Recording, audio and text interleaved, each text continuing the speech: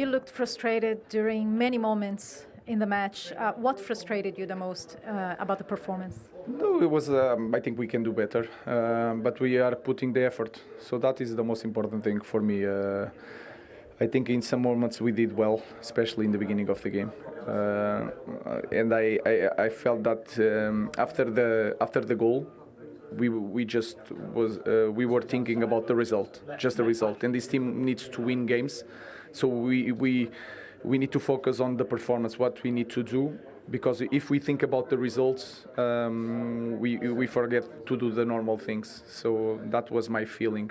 We were okay until the goal.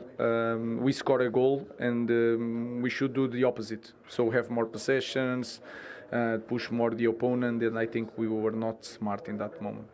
Do you think then the main challenge is to keep that urgency, that mentality of not only the result, but also how do you push that into the players? No, it's just we have to think in this moment. We need to think about the performance. Of course, I'm not crazy. I know what is the feeling of a player that plays in the team that has to win every match, but I felt that in the past. I don't feel lack of urgency in this moment. What I felt is that we missed the penalty, we missed some chances, and then we score, and I have the feeling that the team was, now we have to defend this goal, and that is not lack of urgency, it's maybe urgency in the opposite side. So we just need to focus on our movements, the way we have to play the game until the end.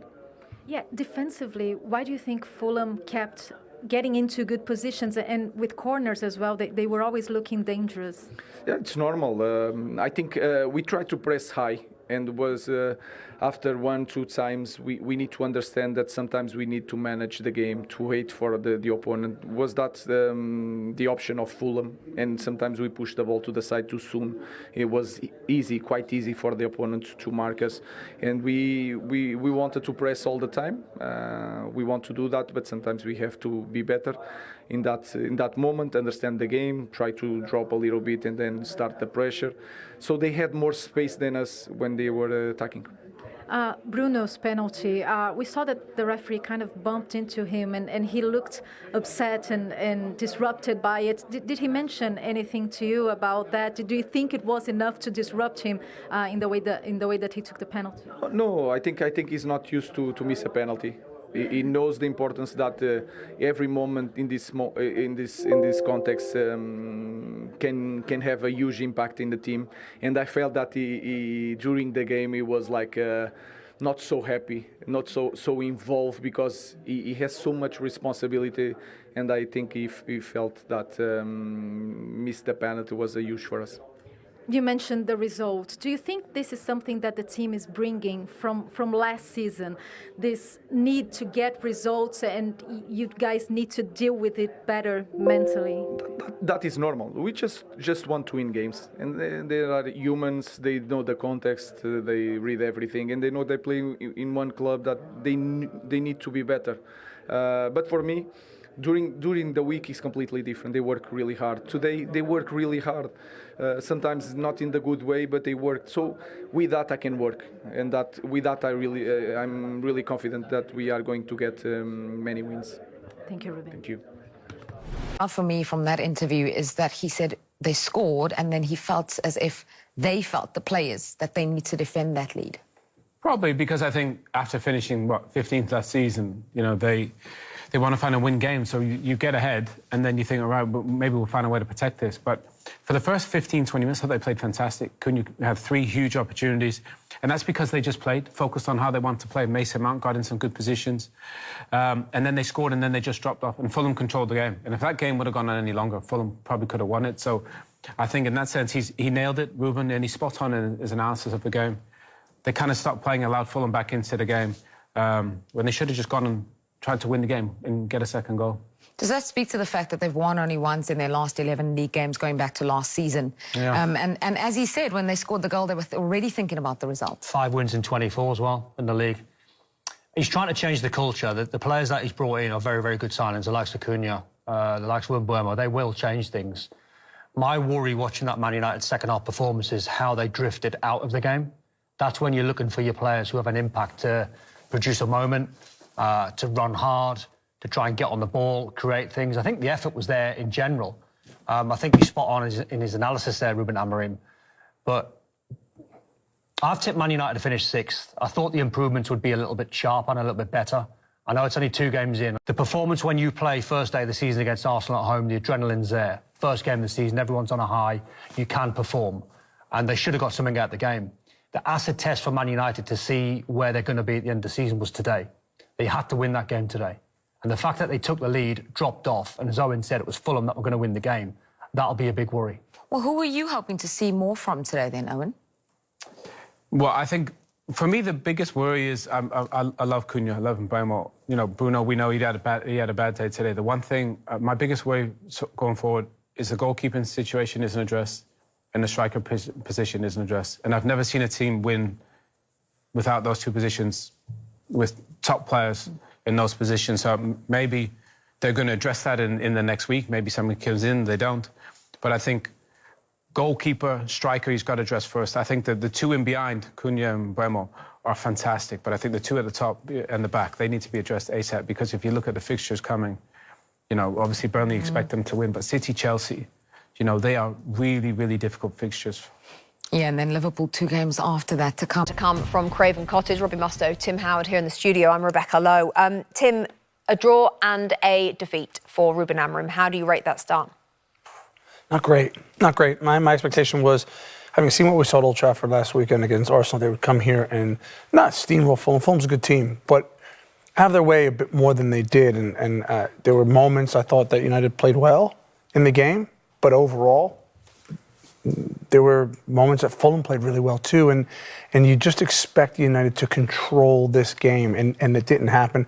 It got loose. It was a little bit off the cuff at times, and I'm so used to having watched them during preseason, opening weekend, that there is a game plan, that there is a way that Rúben Amorim wants to play. They lost that a little bit today, and so not worrying, but disappointed. We saw progression last weekend, didn't we, from Manchester United? Did you see any of that today? No. I thought the start of the game okay, first 15, 20 minutes, but the second half was a realisation that 2 new players in the side is not going to change that much. So I'd be holding on against Fulham at this point with the money they've spent is disappointing for the United fans. And the fans are brilliant. Man United fans are brilliant. They clap them off.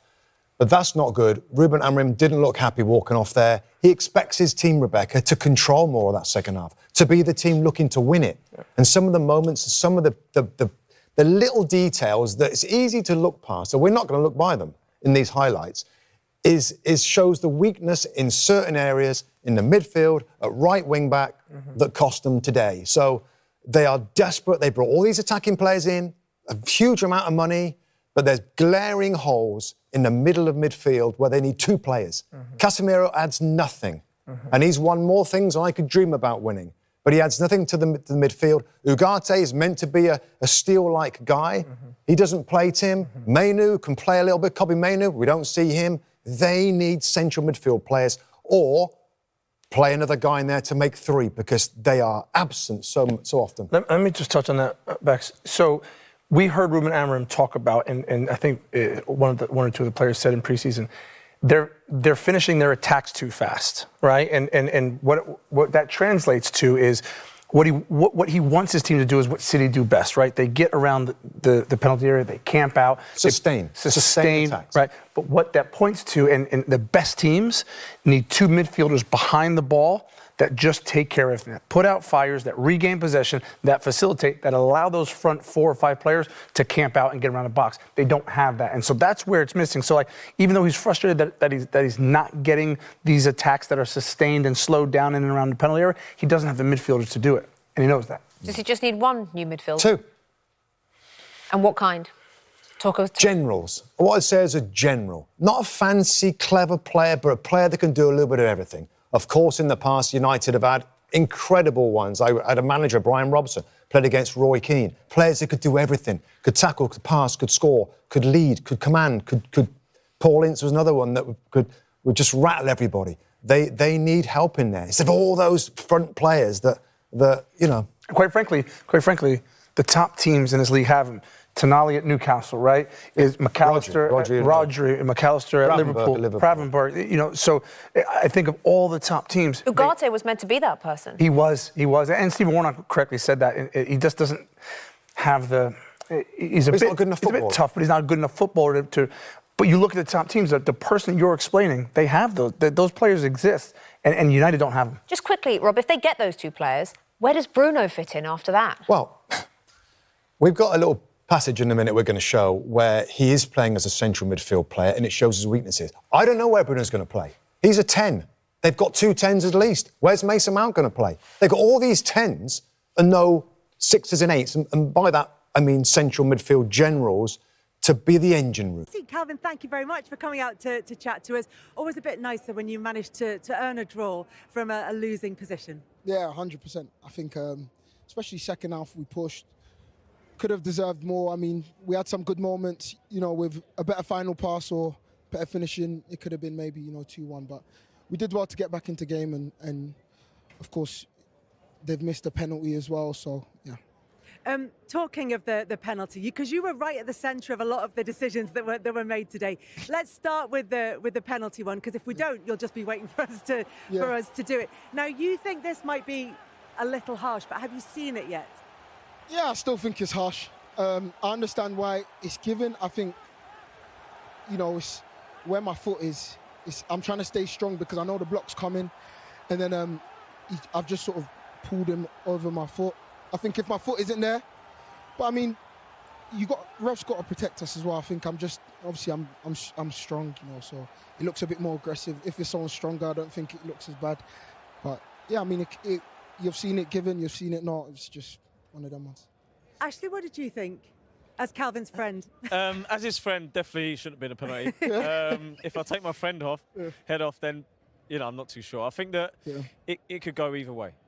We said it in the studio that at times referees will see it and give it. At times referees will not give it.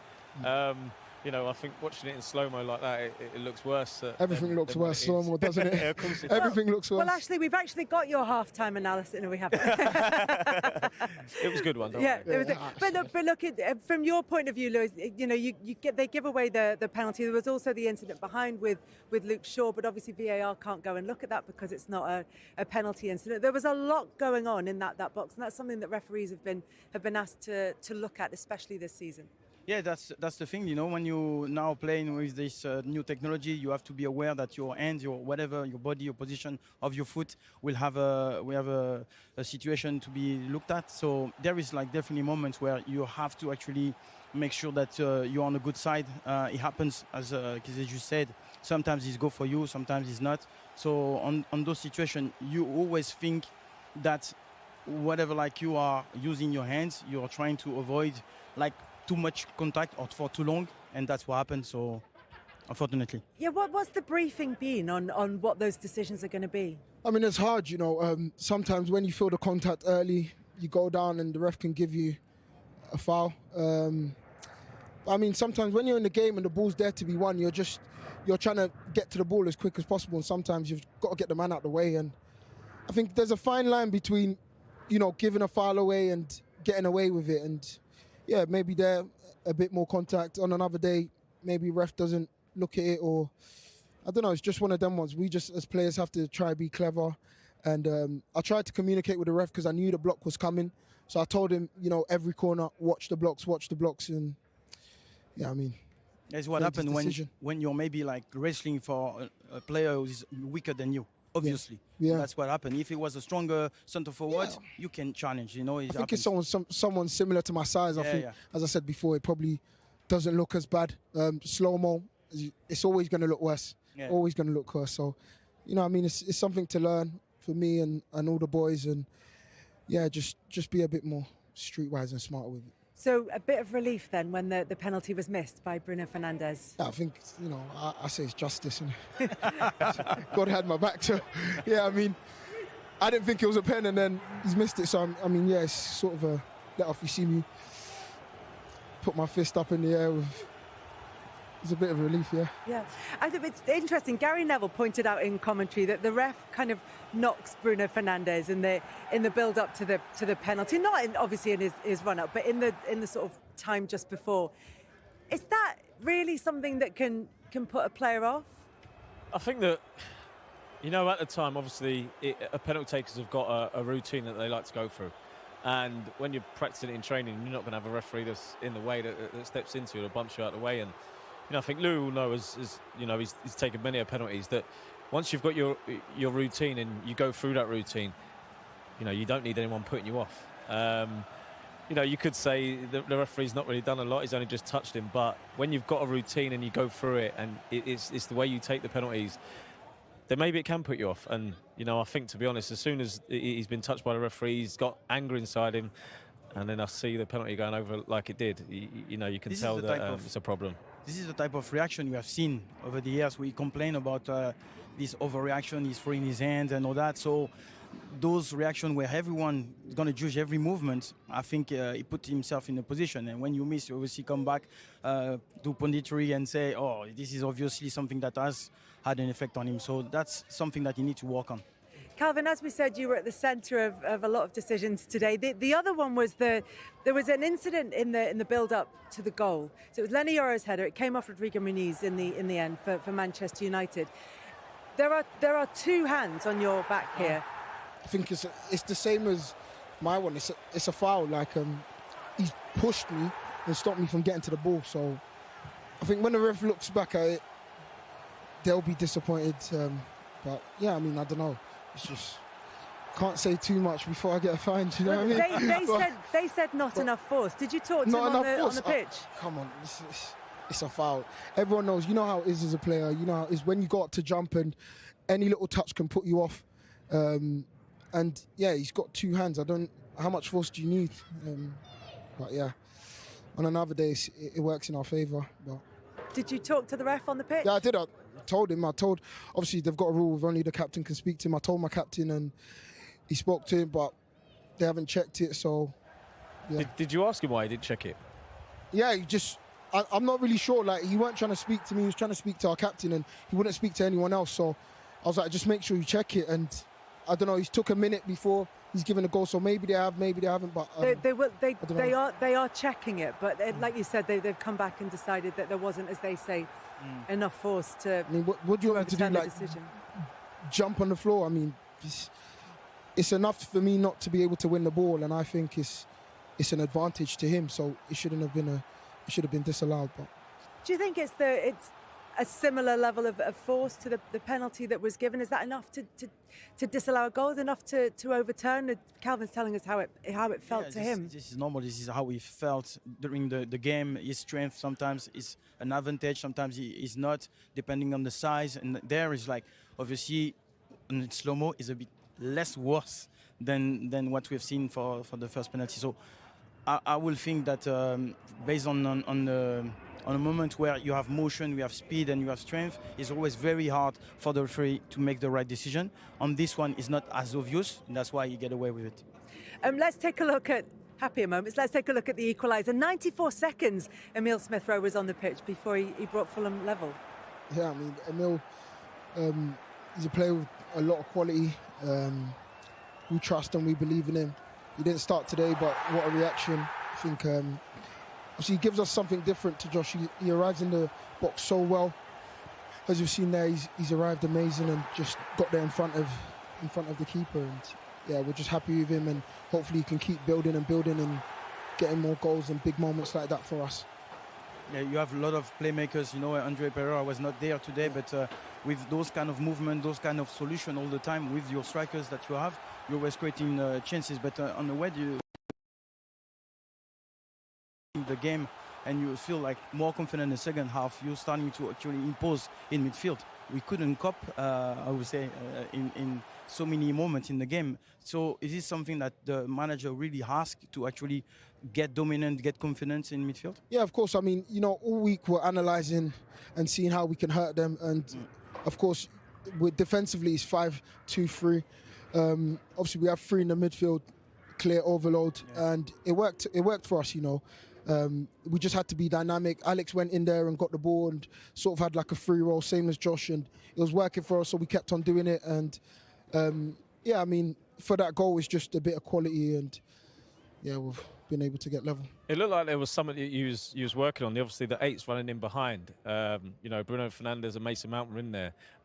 What we say is the corner run. And Alex, I know Alex from playing with him. He passes that ball all the time. And if you've got players that are running off there, you know he's going to find you. So was that something that you'd worked on in the week, that you saw a weakness maybe in Manchester United's defence? Yeah, yes and no. I think it's one because, as you said, Alex does it all the time, you know, and it's about building relationships. You know, Alex got a good relationship with Emile and with a lot of the boys, Saha and both our strikers. Every time he cuts into that right foot, he's looking for that ball, either front post or back post, and just there, you know, he's just got away from Raul, but Emile's just been alert and made a good run in the box, and it fell to him. And so yeah, I think it's just building relationships and understanding each other and how they play. You know, Alex likes to float inside because, you know, Jedi is always going to be out wide. So yeah.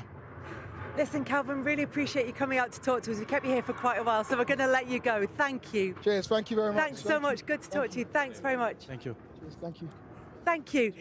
Done a good point here against Manchester United. You made it hard for them in both ends. So what pleased you most about this performance?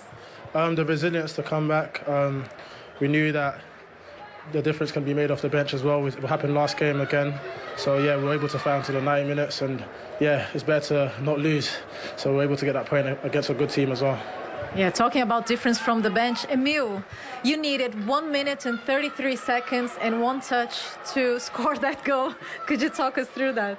Yeah, it was all really quick, to be honest. You know, I know when Alex gets the ball, I know his trademark cross, you know. So, I knew where he was going to put it, and I just had to make sure I was there at the right time. Did you see his movement? I'll be honest, this time I didn't. I was aiming for Raul, but then I know he makes that running behind as well, so I just put in the area and I trust him to get onto the ball. We kind of got used to seeing players coming from the bench and making a difference in this team. How do you think you guys keep these competitive levels so high? Because you don't have a large number in terms of squad. I think it starts from training, you know. We're very competitive in training, and, you know, I think it comes from there. We want to score goals, we want to contribute to the team, and we know when we come off the bench we have to work hard and try and score, so yeah. And Alex, you kept putting yourself in good positions throughout the game. What helped you the most to find this position, especially to play through Man United's midfield? I had trust in whether it was going to be Cess or Jedi or Anthony Robinson coming on the pitch to push on high, and it allows me to go in that pocket. It's something we worked on in training and we're able to execute in the match. I mean, we knew that we'd be able to get behind their two midfields and the three centre-backs wouldn't want to jump, so we exploited that today. And Emile, of course, you had a tough season last season with injuries. So what are your expectations for this one? I think just to stay fit, you know, get consistent minutes on the pitch. Yeah, give my all for the team, and yeah, hopefully we can start winning games as well. And what would be a good season for Fulham, Alex? To get more points than we did last season. I mean, we broke the record, so we aim to break it again and hopefully challenge for a European spot. Emile, well done for the goal, but please do the honours for player of the match. Yeah, bro. Thank you, my guy. Appreciate you, bro. He scored the goal, but Alex Iwobi set him up his player of the match today. That goal will probably do the world of good for Emile Smith Rowe, especially confidence-wise. Yeah, he would have hoped before the game that he was going to be starting the game. He didn't. Josh King played in his position, which for any player, it dents your confidence slightly. So when you come on, have an impact. They all did, to be fair. I think that's what the players do under Marco Silva. They have an impact. They don't sulk. And the best thing you can do when you come on is have an impact in the game. If you have an assist or have a moment, or especially if you can score and get your team a point, it'll do him the world of good. And he can knock on the manager's door then saying, I'm ready for the next game. Start me. I'm ready. 93 seconds after being introduced off the bench, he was on the score sheet. Take us through it. Yeah, I mean, to be fair, they all had an impact. Tom made a really good point. Jimenez, Anthony Robinson's one of the best left-backs in division, but Dalot makes a poor, sloppy turn there. And Robinson's got really good pace. I love this. The little run from Robinson. What's a ball from Iwobi, that is? And it's just great awareness. It's too easy, isn't it? It is, but that turn from Dalot, you just can't do that. You can't turn the ball over there. But watch this little run from Robinson. He just runs in behind, gives that little space, and Buemo's got to track. Look at Bruno and Smith Rowe. Bruno's ahead of Smith Rowe. That's why when you play in that position, Jules, you've got to track back. You've got to defend. You're not a 10 anymore. you've got to defend, and he doesn't do that. Smith Rowe knows that, gambles in there, great little touch just to get it past the goalkeeper, and they deserve that. He's a smart player, Smith Rowe. He's just got to stay healthy. That's the negative side as well. If you're going to play Bruno Fernandes deeper, who's very offensive and a brilliant footballer, technically fantastic, pick a pass, score a goal, got great vision. If you're going to play him as a number 8, it takes a lot away from his game. And Smith Rowe recognised that Bruno Fernandes was in the right position, but he looked at his goalkeeper, completely switched off, and Smith Rowe knew exactly what Bruno Fernandes was thinking. He was thinking, if my goalkeeper gets it, I might be able to cheat, I might be able to have a little bit of space to play in. And it cost them because he didn't track the runner. That's what you get when you drop a number 10 back into a number 8 position. It's difficult for them boys because they're so offensive. As you mentioned, and we were just showing you there, that 17 last season and now up to 19 since the start of last season. That's goals scored by substitutes for Fulham. They clearly have a knack for it. How does Marco Silva do it? What do you think? Well, that's why the owner said, I'm not going to buy you any more players because you've got so many good ones coming from the bench. I mean, that's an amazing stat. You know, having the opportunity to bring players from the bench can impact. We said before, you know, what they had, Traore, Jimenez, Harry Wilson had a big impact on the game. They've got Robinson, I think, is easily one of the best left-backs in the division. He looked fantastic when he came on. So they have options, and that's a huge plus for a manager. That's an ability from the manager to keep players on the bench happy. And that's not an easy skill because we've been pros and we know what it's like when you get dropped. I bet you moaned like mad. Oh, unbelievable. Yeah, I was. Friday I was the worst. Our manager used to name the team on a Friday and wasn't in. I sulked all Friday night because that's what can happen. But then you get your head on and then you have an impact or try to because of your teammates on a Saturday. So it's a skill from a manager when you're picking a team and picking a squad to make sure the most important guys are the guys on the bench ready to go when they get brought on. The 11 takes care of itself. Once tactically you put them in the positions and the games that they've played in, it's the skill to having the guys on the bench with the right attitude, and that's what he's got. Yeah, fascinating point made by you there, of course, skill from the manager and that equaliser, wonderful, we've gone through it. But let's look at the goal from Manchester United that gave them the lead. And given what we'd said about the goalkeeper, their goalkeeper and corners, actually interesting they scored from a corner. Well, first of all, it's a fabulous ball in from Guillermo. He puts it into an absolute perfect area. But that looks like a push from Yoro on Bassi because in the end, that space that he creates, which is probably a yard, I know it's not a huge push, it's enough. It's a yard and it allows Yoro to get a free header. Obviously, it takes a deflection of Muniz, I think, and he ends up being an own goal because it's probably going wide. But that, I think, at any level of football is a push. And I think Don made a really good point at halftime about the penalty. Consistency is the most important thing. Most important thing. Just whatever you're going to blow, just be consistent about it. We'll see that given, we'll see it not, and I think that's a frustrating thing. See, we had a little bit of fun with the manuals before, but I'd be fascinated to see why the referee, why they haven't come up with any other conclusion.